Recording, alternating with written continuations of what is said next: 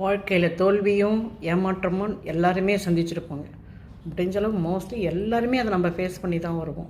ஆனால் அந்த தோல்வி வரும்போது ஏன் அந்த தோல்வி வந்துச்சு, இந்த தோல்வினால நம்மளுக்கு இத்தனை ஏமாற்றங்கள் இருக்குதா அப்படின்னு நம்ம யோசித்து பார்க்கணுங்க. அதனால் சோர்ந்து போகக்கூடாது.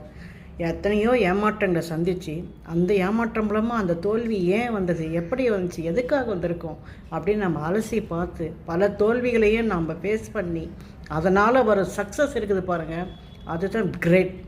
அந்த சக்ஸஸ் தான் நம்மளுக்கு வாழ்க்கையில் நீடிச்சு நிற்கும். எடுத்தவுடனே சக்ஸஸ்ன்றது பல தோல்விகளை ஃபேஸ் பண்ண அனுபவம் கிடைக்காது அவங்களுக்கு. அப்போ மற்றவரோட வழி அவங்களுக்கு தெரியாதுங்க. நாம் இந்த தோல்வியை சந்தித்து வெளியே வராங்க பாருங்கள், அவங்களுக்கு மற்றவரோட வழியும் தெரியும். இவ்வளோ வழியும் அனுபவித்த பிறகு தான் இந்த சக்ஸஸ்ன்ற இடத்துல நம்ம உட்காந்துருக்கோம் அப்படின்வாங்க. நான் கடவுள்கிட்ட நம்ம வேண்டும்போது கூட, இல்லை பெரியவங்களுடைய பிளெஸிங்ஸ் கிடைக்கும்போது கூட எல்லாமே நம்ம வெற்றி அடைஞ்சிடணும்னு நம்ம நினைக்க வேண்டாம். தோல்வியை ஃபேஸ் பண்ணுறதுக்கு உண்டான கெப்பாசிட்டியும் எனக்கு கூட கடவுளே அப்படின்னு நம்ம கேட்கலாங்க. ஸோ அந்த சக்ஸஸ்ன்றது பாருங்கள், பல விதமான தோல்விகளை ஃபேஸ் பண்ணி வர சக்ஸஸ் வெரி சூப்பர்.